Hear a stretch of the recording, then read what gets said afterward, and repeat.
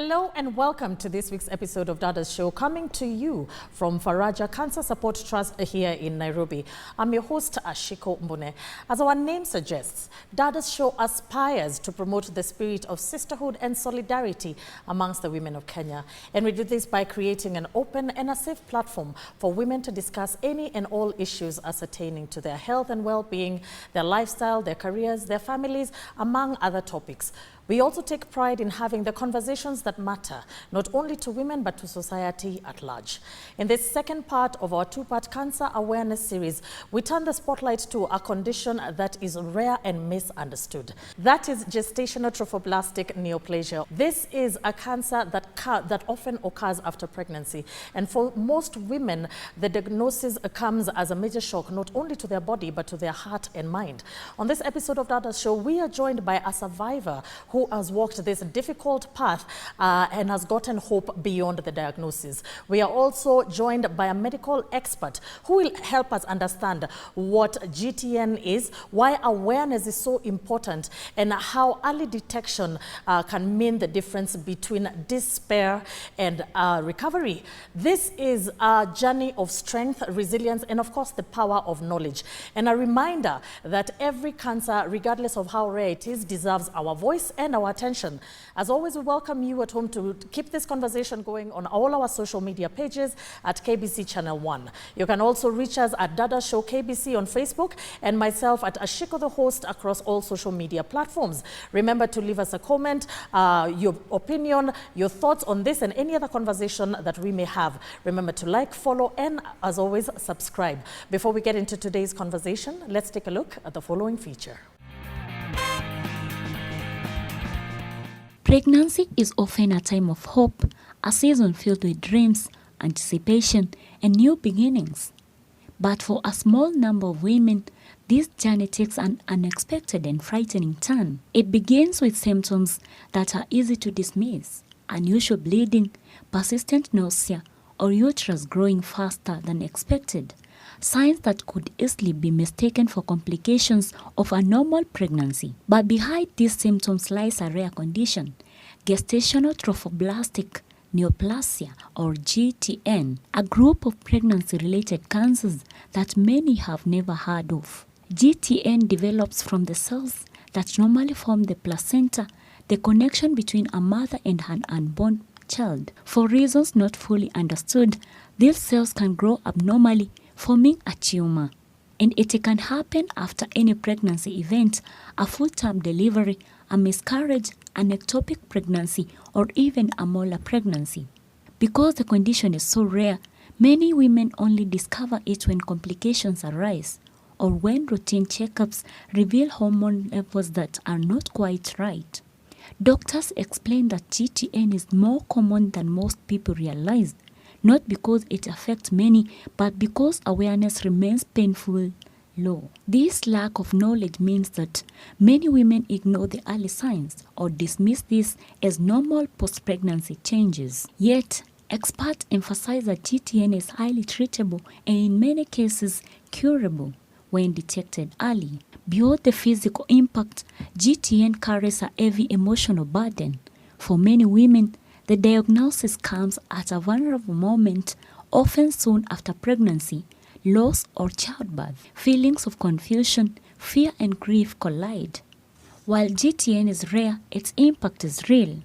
Healthcare professionals urge women to seek medical attention if they notice persistent bleeding after pregnancy, excessively high pregnancy hormone levels, or symptoms that simply do not feel normal. Routine post-pregnancy checkups and early screening save lives. In a world where many cancers still feel overwhelming and devastating, GTN stands out as a condition when knowledge truly is power. Awareness can transform fear into action, delay into early diagnosis, and uncertainty into hope. Gestational trophoblastic neoplasia may be rare, but conversation around it don't have to be, because even the rarest cancer deserves a voice, and every woman deserves the chance to heal. Edna Murungi for Dada Show. Welcome back. If you're just joining us, this is the second part of our two-part cancer awareness series. And this episode is about gestational trophoblastic neoplasia, a rare but treatable cancer. And joining me in this discussion is Nurse Salome Gitonga, who's a palliative cancer nurse. And she will tell us more about this condition and what we need to look out for. Thank you so much, Nurse Salome, for joining us. Right next to her, we have Madam Roda who is, I believe, the spirit of the show. She is a survivor. She has walked this journey and she's been able to find hope beyond this particular diagnosis. Thank you so much, Roda, for joining us. I'd also want to acknowledge my wonderful audience here with me today. Thank you so much for making time week in, week out, as we sit, as we celebrate, as we learn, as we discuss contentious issues affecting the women and the girls of this great nation. I also want to appreciate you at home for taking time to join us each week as we learn and as we support each other through communication and creating an open and a safe platform. So Nurse Salome, thank you so much for making time to join us. I don't take it for granted. I know people, especially in the medical field, you're very busy. So asante sana for joining us. For those who are hearing about it for the first time, like me, to be quite honest, this was the first time when I was doing research, is the first time I heard of GTN. What exactly is gestational trophoblastic neoplasia and how does it develop? Karibu. Okay, thank you for having me and giving me this platform to talk about GTN. I'm very passionate about it and I really want to tell people about it because it's a rare cancer. My name is Salome Gitonga, a palliative care nurse working at Kenyatta National Hospital. Basically, I deal with patients with GTN. So that's why I'm here to talk about it, and I'm happy to talk about it. Okay, what is GTN? GTN, let me talk, it's a difficult name, but I'll mention it once. Then again, I'll be using GTN for easier purposes of the audience to get it, yeah? Yes. So GTN is gestational trophoblastic neoplasia, meaning gestation means you must be pregnant or expectant. Trophoblastic is a cell which is formed during when the baby is being formed. It's when the trophoblastic is a cell which forms the placenta, and that placenta helps the baby to feed the baby. There are so many functions of placenta. So today we are talking about GTN. GTN, it usually gets the old and young as 15 and as old as 45. So majority of it's of 20 to 45. So basically, it's related with pregnancy. Somehow, it's a must you be pregnant so that you can get GTN. There's no way you can get GTN without history of pregnancy. Yes, you may conceive, deliver, and later on you develop GTN because of the residue of the placenta. So you've said it's related with placenta. Yes. That those residue now, they form like a cluster, a tiny, what do you call it, grapes. Yes. They form in the uterus there. Yeah. So they mimic to be like grapes there. Yeah? Now you start, the mother complains or the client complains of bleeding. That's the key word with gestation. The principal and the carded symptoms of GTN is bleeding, vaginal bleeding. Not nose bleeding, not bleeding from any other area, is from vaginal bleeding, which it can persist during or after pregnancy. So how can we diagnose this GTN? Not all bleeding are related to GTN. You can bleed because of the other condition. Menstrual period is bleeding, right? Again, when you have maybe fibroids, you may bleed. Maybe when you are miscarrying, you may bleed. So we can't say when any other patient who is bleeding has GTN. In order for you to be told that you have GTN, it's a must you do some investigations. You can't just see a patient comes and complains of bleeding, now say, okay, this GTN, let's go for it, let's treat this. No. First, you must do investigation. The first investigation is history taking. You get history from the patient, from the client. Were you pregnant? Are you pregnant? When was your last menstrual period? That's the keyword, history taking. You can't start with investigations before you take history. Yeah. Then after history taking, then the patient maybe say, I missed my menses for 3 months, then I started bleeding. How will you know this is GTN? Then again, we start doing investigations. Which are these investigations? We are going to do blood works, whereby we are going to check the levels of the beta, we call them beta ECG, that is beta is chorionic gonadotrophic hormone, which is responsible for formation of placenta so that the baby can be formed. Okay. Yes. Now, Salome, thank you so much. And thank you for actually explaining that very broadly. Yes, there are certain terms we did not understand as layman, but the gist of it we've absolutely understood, that it has to happen if somebody has delivered. It is formed from the cells that come from, the placenta. Now let's hear about your experience. How did you first discover GTN? Because I can imagine if it's after pregnancy and you're bleeding, that is normal. Menstrual, for us women, bleeding is normal. I think sometimes it's the duration and the quantity. So how did you first discover that you had GTN? Share with us your journey from diagnosis to recovery. Maybe you expectant, then you got a miscarriage, then they arrested you, which remained.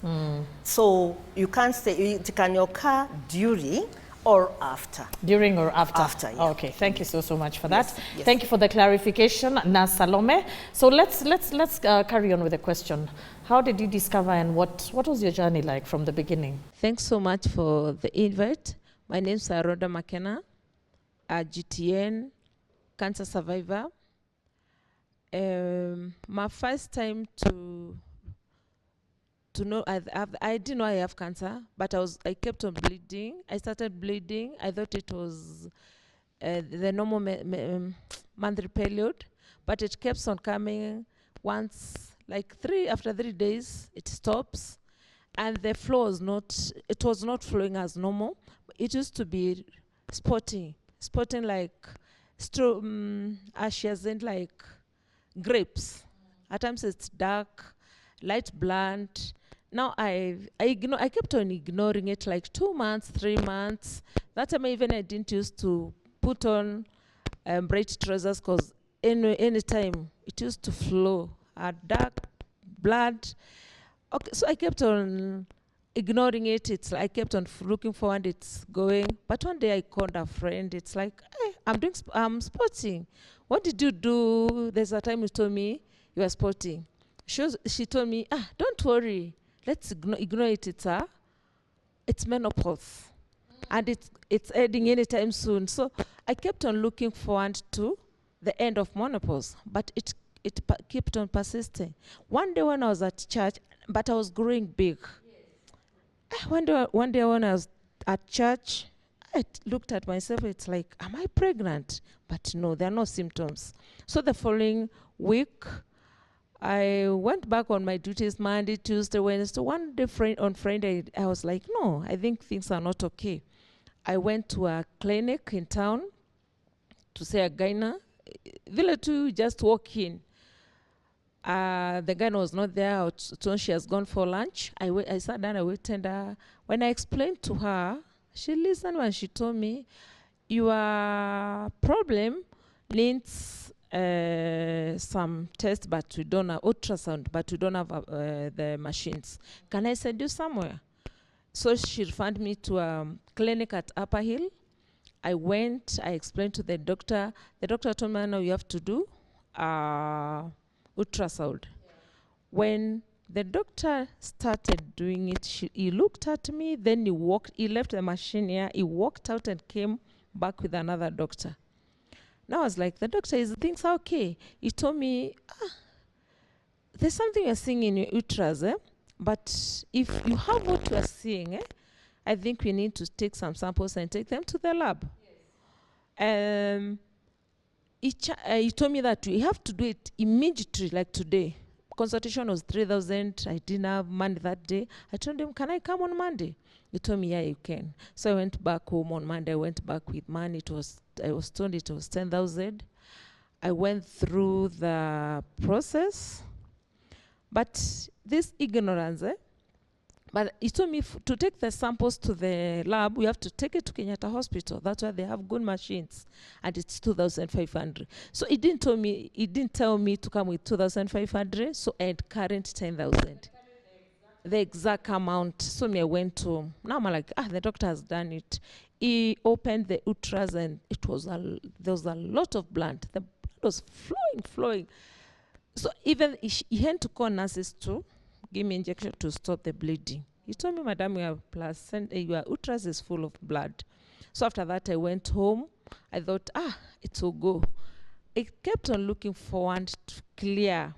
A whole month, I was still bleeding. One day, after 1 month, one day when I was doing my normal duties, I was at Gareria. The bleeding just started from nowhere. I bled until I fell down. I lost conscious. So good Samaritan picked me and took me to the hospital, Nairobi Hospital. They did some tests, they gave me first aid. Then from there, immediately they transferred me to Kenyatta Hospital. And I started my first chemo. But I didn't start chemo immediately. I started with blood transfusion because the blood was so low. They did blood transfusion up to, it raised to 11.5. Then from there, I was transferred to chemo for chemotherapy. I can't believe having 5 sessions of chemotherapy, then 5 sessions. I mean, that is very intense for something that is considered rare. You know, you'd think that part of the reason why it's so rare is because the effects are not, are not that major. So let's come back to you. Nasalome. So because GTN is rare, it is often and easily misdiagnosed. What are some of the symptoms? I know you had talked about bleeding, but what are other symptoms that women and clinicians can pay close attention to? We started off by talking about the bleeding. What else can a woman look at? Okay, thank you for that question. Basically, I say the cardinal sign is the bleeding, that's the cardinal sign for GTN. But of course, there's a history of pregnancy. That's the only thing you can say. But now, how we advise our clients, they are supposed to go to, when you're pregnant or when you're expecting, you're supposed to go to be done for ultrasound. I am very sure the ones who were delivered in the hospital or they started clinic in the hospital, the first thing is the ultrasound. Yes. Because this GTN sometimes it comes as a result of molar pregnancy. Molar pregnancy is whereby the baby is not formed. It's a cyst, like a pool of cyst, or the pool of water like a balloon, which is filled with water. Yeah. That's a cyst. So that's a molar pregnancy, and it can lead to GTN. So that's why we advise the client to go for ultrasound to be sure it's a normal pregnancy, because of course molar pregnancy is an abnormal pregnancy. Okay. So that's the one thing to watch for, to do an ultrasound and the bleeding. Those are the cardinal signs. Yes. There's something that Roda mentioned about putting on weight. Is that something that, are those some of the, because I know maybe every condition varies from patient to patient. Could that be something that people look out for? Okay, about the weight is because of course the body is reacting that she's expecting. Yes, I am very sure the weight was around during the abdominal area. Not the weight as in the body weight, is about within the abdominal area. Yeah, so it's of course it's a sign of pregnancy. Yeah. So I want to ask you, thank you so much, Nasalome, for that. Roda, I mean, this looks very intense. You know, at first you think it's normal, then it goes and you're bleeding for a month. And I know this may sound like a little bit mundane, but please explain to me, how can everything that you've gone through, or how did everything you go through affect your mental and your emotional health? The first mental drain, it's when a doctor tells you. In fact, in the first day in Kenyatta, I went through tests and the results came out I have cancer. But I thank God the first doctor really broke it down in a very soft language. Yes, I have cancer, but I don't have cancer. You know it's a cancer, but the way he gave the news to me, it told me it's a type of cancer which responds very well to the medicine. Oh, wow. And praying God for it to, because whatever it chooses to do, it does it best. If it chooses to ignore the medicine, it spreads very fast. It chooses to respond, it responds very well. So I focused on praying, God, please help it to respond very fast. So, but it wasn't easy. Not so many people understand too. At times after chemo, there are those things you don't feel, you don't want even to see, to eat, but most of people does not understand you. Wanatenda kuambia kula umetoka kula upone. Isn't that the African way? When you're sick, the first thing people do is they shove food in front of you. Kula ndo upone. I used to ask for, in fact, my chemo, I felt like eating matoke every time. So because a friend, it's like, pitia mahali uniletee matoke, please, a specific hotel. Now maybe an avoid jam, anapenda through this route. Matoke, no, unifungie chips. So when chips come, you feel like, really, this person does not understand me. But it really drains you mentally, financially, socially. If it's like you're out of place, when you go back, it drains you. When that time you are home, you think about it, really, will I heal? Sometimes you are with friends, you wake up in the morning, 2 friends are not alive, you think you are the next person. So it's cancer, it's not it's a disease. Ni ugonjwa inaumiza sana. But I thank God for the family, friends, doctors. But what I would tell people, if someone is going through cancer treatment, at times they say things. You feel it's like these people wish me to die, these people does not understand me. At times you speak things, but it's effects of medicine. Kindly, family, let us understand these people, let's embrace them, let's show them love. At times just ignore the things they talk, because you talk, you feel it's like these people, like maybe lunch visit, they don't come, maybe they are late, they are doing other things. You feel it's like these people don't want to see me, they just want me to die. You understand? So at times they would say that thing, but as a family, friends, kindly let us understand them, let us embrace them, let us love them. It's a kind of support system. Yeah. I love that. I love what you're saying about that. Earlier on, and I think it was the first series when we talked about sensitivity. Sensitivity, not only to us laymen, but even to those in the medical practitioner. Because sometimes it's said that you've been exposed to something for so long, you sort of become numb to it. We were told of a story on the previous episode about somebody who has been diagnosed with prostate cancer, and they went to a gathering, and a relative said, nasikia uko na cancer. And it's one of those things that shatters. Please remember, globally, cancer it's the big C. It is something that most people fear. And I feel like sensitivity should be the first step for not only family members, not only for medical practitioners, even just for society. Even how we phrase the questions. How do we talk to survivors? You know, can we extend compassion? Because of course, I believe that of course support and your mental capacity plays a very big role in your recovery. Thank you so much for highlighting that. Yes, you want to add something? The most important thing is acceptance. That's what really helped me. I accepted it's real, I have cancer. From there, what next? It helps, it's another factor that helps you heal very fast. Because I've realized most of the people who has cancer, they don't want to speak about it. The family cover, they don't want to speak about it. So it's all about you and your people around you. They are crying, you cry, they cry. But the fact that to speak about it, you talk about it. Like me, I'm a Sunday school teacher. Okay. Children at times they would, hey, let's pray for teacher. So if you used to meet the children, teacher, you are told you are sick, where are you suffering? I used to speak about it. I have cancer, but God will heal me. Amen. I used to share, hey, Roda, you are unwell. Yes, I have cancer, but it really helped me because instead of piling it inside there, someone will encourage you, someone will pray for you, someone will tell you do this, even me I hand it. you know, speak about it, talk about it. Yeah. Yeah. I mean, like they say, a problem shared is a problem half solved. So let's move on to Dr. Salome. What does the treatment process involve, and how successful are the recovery outcomes? We've talked about the condition. Now take us step to step. So here is Roda. It has found that she has gestational trophoblastic neoplasia. What does this treatment, what next, like she said? Okay, thank you for that question. It's a good question. And now she's talked about chemotherapy. Now we have different types of chemotherapy.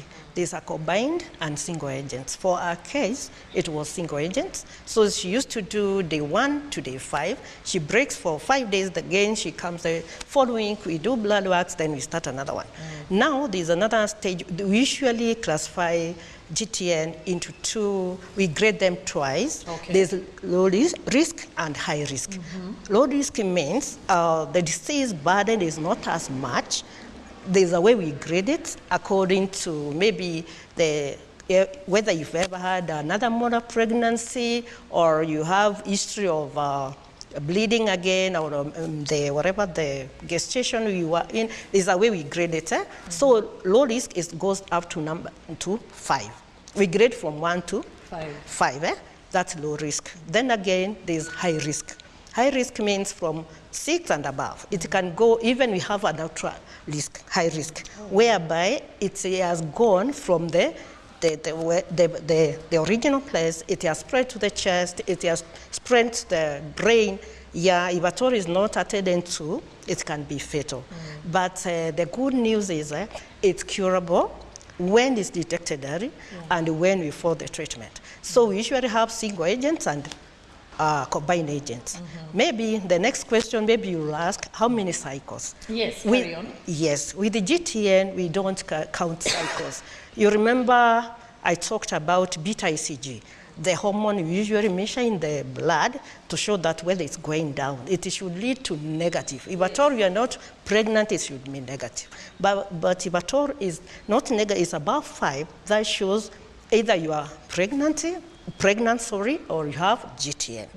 So now, I was saying now for this chemo, we usually give combined. Combined means it's 5 drugs. We combine 5 of them. They do day 1, day 2, day 3, then again day 8. This is a combination of 5 drugs. And it really affects them. Because now for our case, hers was not as harsh as the combined one, because hers was single. So she was spared for no alopecia, no darkening of the nails, no darkening of the skin. Hers was a bit, let me say it was a bit smooth. But those ones which are harsh, whereby you combine the 5 of them, you get alopecia, the nails changes color, the skin changes the color. I mean, it's a mess. But now, we usually tell them, oh, it's not lost. Like now, for the case of nails, you can be able to apply something darker. For alopecia, you can do wigs. Nowadays, we have very nice wigs. You put them. And expensive. Yeah, and an expensive one. You do your makeups. You should, I mean, your body image should not portray what you're suffering from. That's how we usually tell them. You know, what do we call it? These are what they use, jinsi wanatumia kwa Kiswahili. Kujitokelezea. I mean, you believe in yourself the way she is, take positivity. Then you say, what can I do about this? About my skin, what can I do? There's always foundations. You just do it. Nails, wigs, unatokelezea. So there's always hope. But with the GTN, we usually say it's a clear survival. So long as you follow instructions and it's detected. Oh, wow. Yes. Thank you so much. I like that, I like that positive outlook. Be positive, accept, and I like what you've said. Makucha tunaweza vaa hizi, make up all of that. So thank you so much for that, explaining to us the course of treatment and of course how it can be managed. Before we go on break, Roda, you mentioned being fortunate because family was there for you, the church was there for you, you had a support system. But in a case where someone does not have, what kind of support system do you believe would help any woman going through GTN be successful? What is the ideal support system for someone living through? And I think even Nasalome can tuck into that one as well. I will encourage everyone register to SHA. That time I was going through my chemos, it was SHA. It was NHIF. It was NHIF, yeah. Yes. It really paid most of percent of my bills.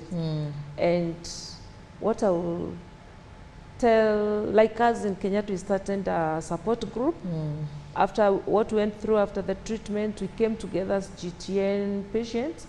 We have a support group for GTN patients and the champion. So we go to visit them, we support them, we talk to them, we encourage them, we go back them to tell them it is curable, it is well. So what I'll tell ladies, kindly, even if at times you do a rambe, like me, you do a rambe for treatment, for chemo, but after a while, you have to go for surgery, or it comes back, you feel it's a bit hard to call people for another rambe. But NHIF, SHA, it will never, you'll never be tired of. It's like I can't go back to SHA, pay for SHA. Thank you so much, Roda, for that. Just as we move on to the question and answer session, kindly, what kind of emotional support should be offered to GTN survivors, GTN patients, you know, the whole group? Okay, thank you for that. Roda, she has talked about the support system from the family. Family is the key thing here. Okay, I'm very sure if you ask any cancer survivor, the time she was diagnosed with cancer, the friends she started with the time they reduce. At long last, even some family desert you. Like we had a case where you get a patient, she has stayed in the ward for 6 good months, no relatives, no one. You try to contact them, they say we are far, we don't have fare. No, you know, we can't be able to send them fare to come and see the patient. So we become their relative. So family is the key person here. Your friends, your network, and of course, even the church. We usually say a holistic person is the one who is mentally stable, spiritually, physically, and psychologically. So basically, this one, you need church, you need community, you require the now on our side, the medical team, and of course, the social worker and other people. So I'd encourage all of us, when you have a patient or a friend who has been affected with cancer, kindly just giving them a call, just a call away, even if you won't be able to go see them. Sometimes it can be expensive. Like for GTN patients, some they do their chemos up to 4 months because we have to ensure that they've gone up to negative, so they can go even up to 11th cycle of chemo. Can you imagine after every 2 weeks, they are getting another cycle? How many weeks are those? So many. So kindly, if at all you have anyone or a friend or a relative or a neighbor, let's support them. That's excellent. Thank you so much for that. I mean, I truly appreciate the effort that, of course, you've come together to actually be able to offer support, because I believe even in offering support, you're also creating awareness, you know, of a condition that is rare, but of course, and often misunderstood, but it's definitely a condition that deserves our attention. We're going to take a short break and then we'll be back for the question and answer session. Don't go far away.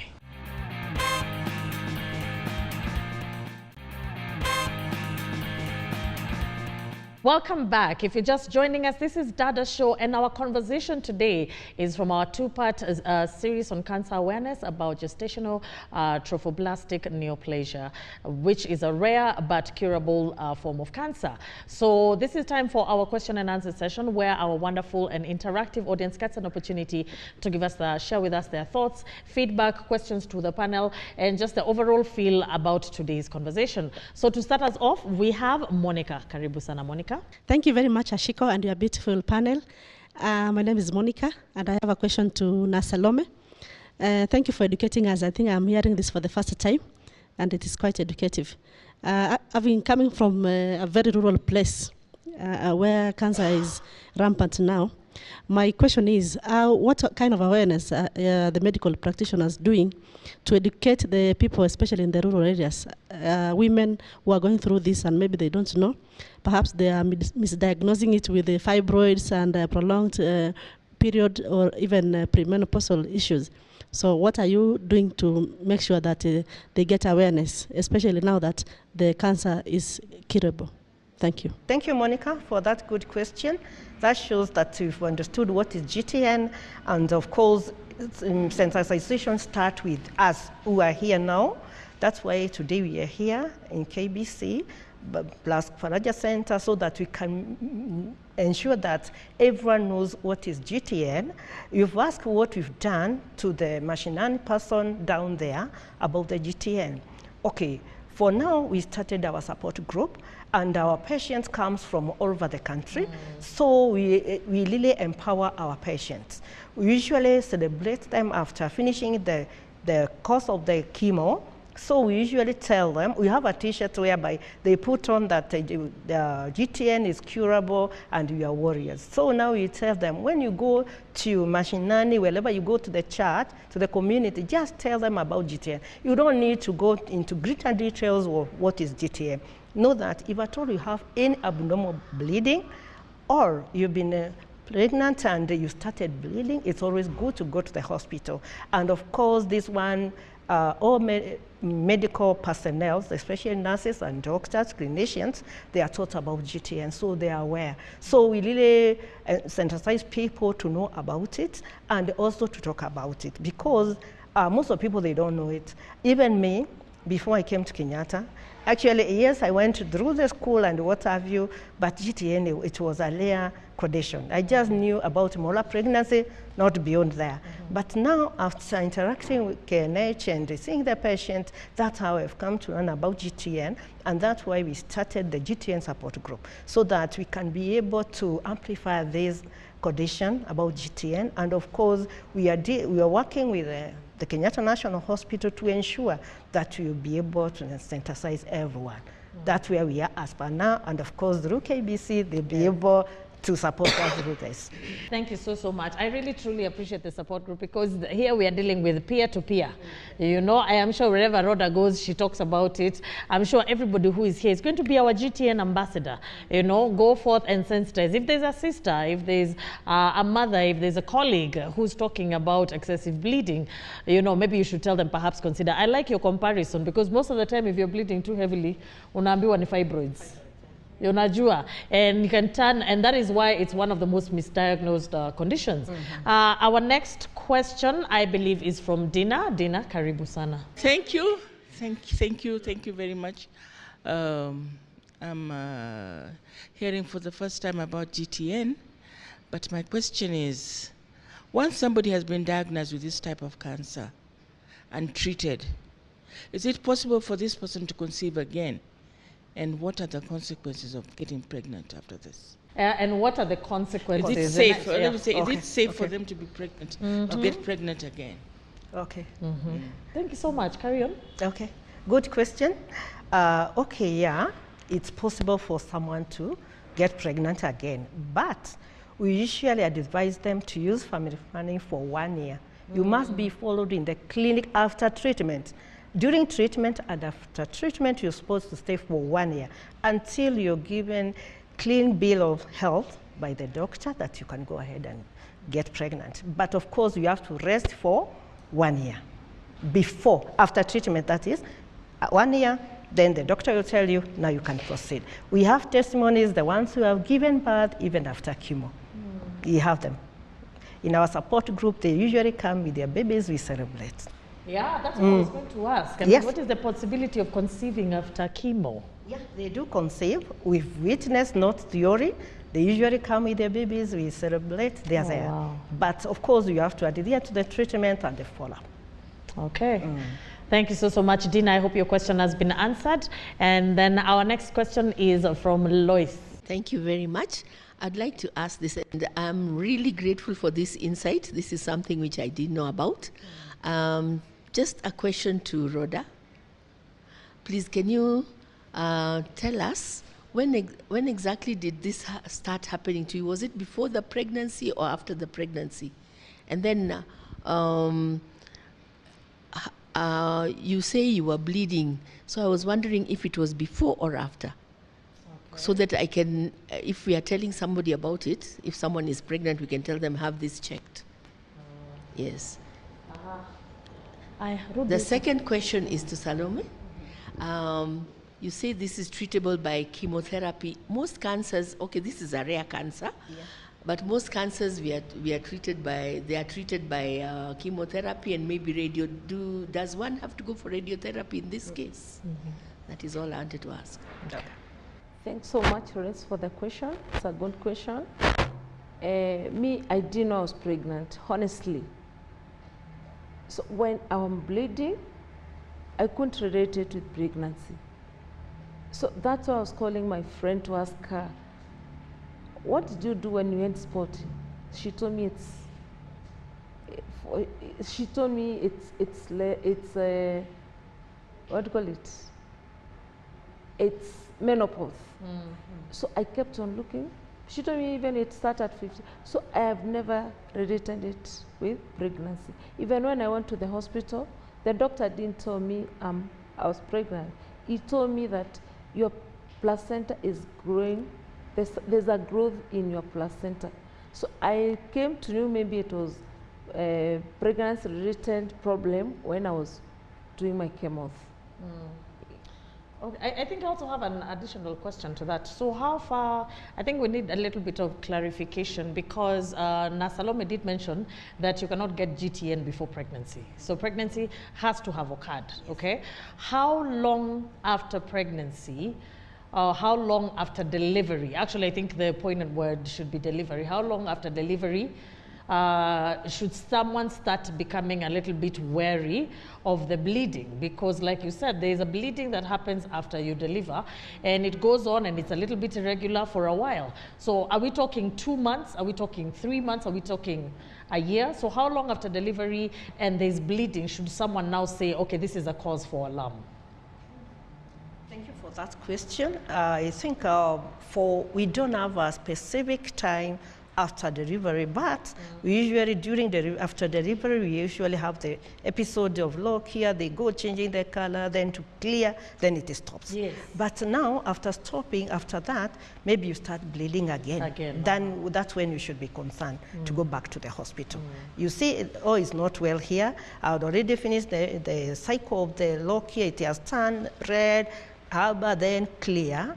Then again, all of a sudden, it started bleeding, vaginal bleeding. So you're supposed to go back to the hospital. We can't say a specific time. Yes.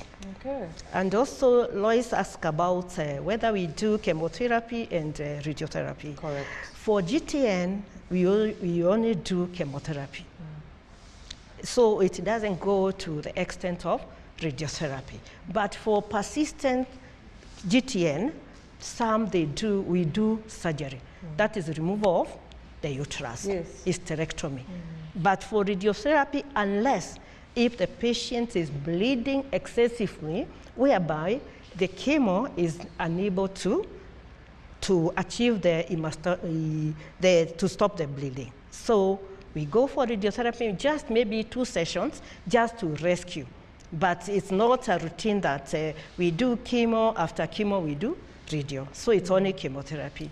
And to the worst, we go for surgery if it persists. Yes. I'm curious. We've talked about, I think hysterectomy has been introduced now to the conversation. When can a patient, for instance, if God forbid they find I have GTN, and let's say I'm past my childbearing, well, not past, but I'm not interested in getting any more children. Can I opt for a hysterectomy as opposed to go through the various cycles of chemotherapy? A good question. Okay, now you must finish the treatment first.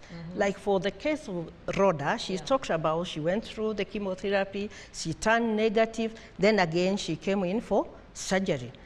So you can't do concurrent treatment now, unless the bleeding is fatal, now that we have to rescue, but still you have to continue with the chemo. Not that we are escaping chemo here, but now, first thing first, we have to do chemo, but if it persists, maybe after some time, if you turn negative again, you come after 6 months, you start again, the beta ECG starts going up. that shows there are still residues there. Yes. And then, of course, you have to do other investigations like ultrasound. We can't just say now we are going to remove the uterus. And if it's in the chest, what are we going? We want to remove the lungs. If it's on the brain, we need to remove the brain. So, of course, we have to know where it is. You know, that notorious thing doesn't want to come out. If at all is in the uterus, that time you can go hysterectomy way. But if at all is in the lungs, of course, maybe you continue with the chemo again, we go to the second. There's usually first line, second, up to that. Okay. Yes. Wow, thank you so much for that. I'd like to offer an opportunity to my panelists to give us a parting shot. You know, Roda, there might be a woman who's watching you right now who is in the thick of things, you know. She's been diagnosed with GTN.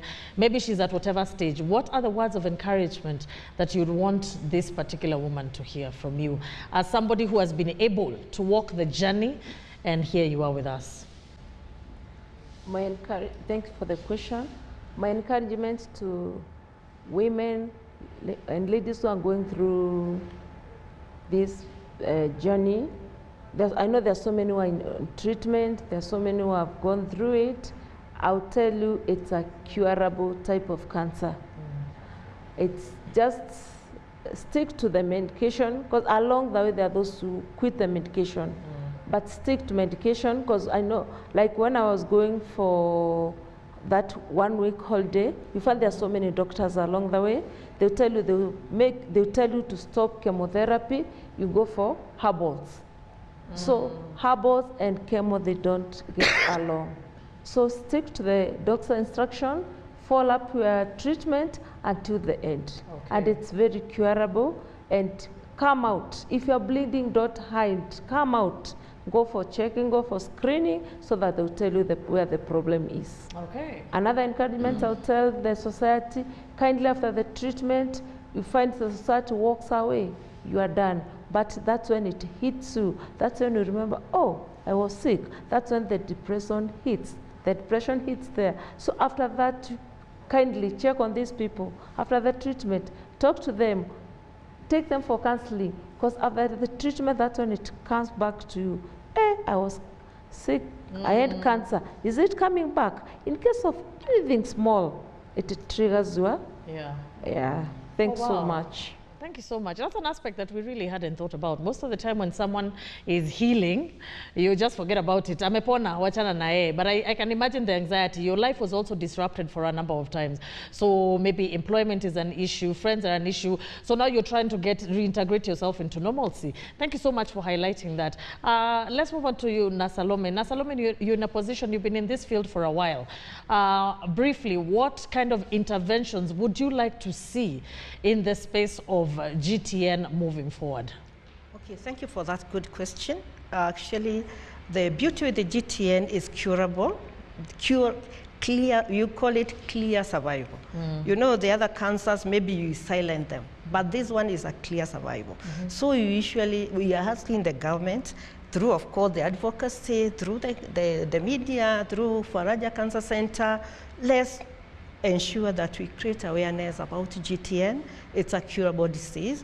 And all of us, because now we've known about the GTN, let's go out there. But not all bleeding outside. Not all bleeding is GTN. Don't try telling someone, oh, no, bleed, maybe you are pregnant. You understand? People, they pick something and stick to it. We are saying until the doctor do the investigations, the lab works, the ultrasound, they say this one is GTN. So when you go out there, then tell people, yes, there's no bleeding which is normal. So you see, Roda, she was told she's going under menopause. There's no bleeding which is normal. Let's come out with that parting shot here. There's no bleeding which is normal. If at all is normal, not normal menstrual periods, kindly seek medical attention. Okay. And still, we also say there's no the painful menstruation is not normal. It's not normal. It's not normal. So still go back to the hospital. There's another theory. People, they don't like talking about GTN. You know, when you talk about bleeding and related pregnancy, what do people think? Immoral. What do people think? I won't get it from you people. Thank you. Or if we're secured, abortion. So there's that stigma. whereby I better hide myself. I go to the quack, then they do the curettage, then again you continue bleeding. Eventually you might complicate it to met to the brain, to the chest. Kindly let's go to the hospital. There's no disease. You are not immune to any disease. Even if it's which disease, it's curable so long as it's captured early. Okay. And also we request our government, let's amplify about GTN. People, it's a rare cancer, but it's not rare. It's rarely talked about. It's rarely talked about. Wow. It's not that it's rare. It's not. Yes. Because I can tell you, we usually have even 30 patients. Is that a rare cancer, really? That's definitely, it's not. Yeah, that's definitely not a rare It's not a rare cancer. So kindly, let the government pick it up, maybe through the media, through other channels, through our YouTubes, then talk about GTN. Okay. All of us now, if known about GTN, at least you have something to tell someone about GTN. Okay. Thank you. Thank you so, so much. I feel like we need to give a round of applause for that. That was... Yeah, that was fantastic. And on that note, we have definitely come to the end of this very, very insightful episode, and which is the final episode of our Cancer Awareness series. We really, really thank you all for tuning in. I hope you've learned something. I hope you're going to be more compassionate to survivors, to their families, and to everybody who's been affiliated with this, and affected by this disease in one way or another. So on behalf of the production team at KBC, our gracious host, Faraja Cancer Support Trust, myself, Ashiko Mbune, I wish you all a lovely week, and I will see you same time next week. But for now, goodbye.